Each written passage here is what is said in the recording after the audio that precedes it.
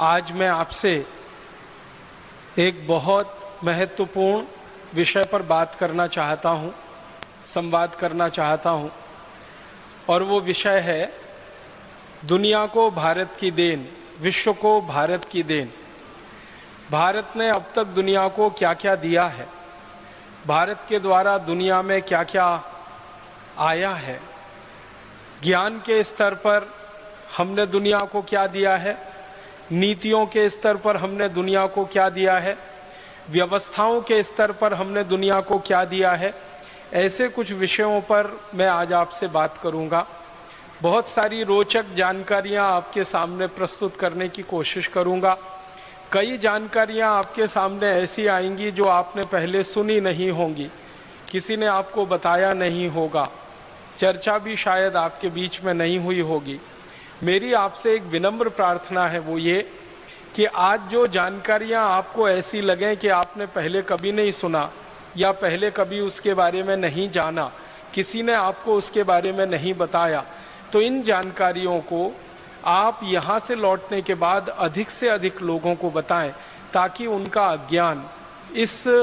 माध्यम से हम दूर कर सकें जो भारत स्वाभिमान का माध्यम है। मैं सबसे पहले बात शुरू करना चाहता हूँ आज के व्याख्यान में,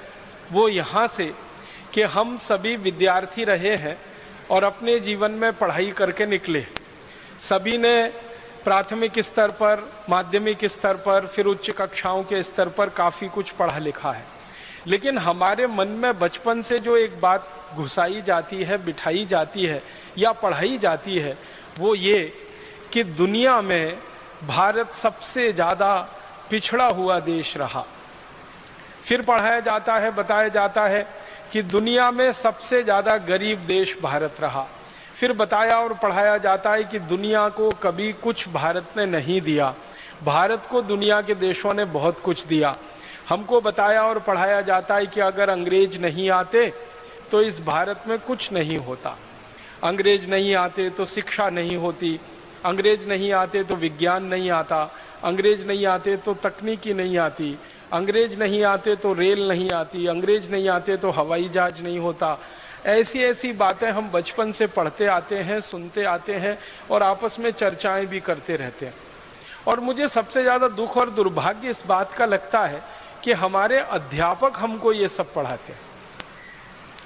गुरु हमारे जो आज के वर्तमान में है, अब गुरु तो कम हो गए हैं, शिक्षक ज़्यादा रह गए हैं, तो वर्तमान में जो हमारे शिक्षक हैं, अध्यापक हैं, वही हमको ये सब पढ़ाते हैं और बताते हैं इस तरीके से कि दिमाग में घुसा देते हैं, फिर उसका निकलना मुश्किल हो जाता है। आपने एक मनोविज्ञान की बात सुनी होगी, दुनिया में बार बार कही जाती है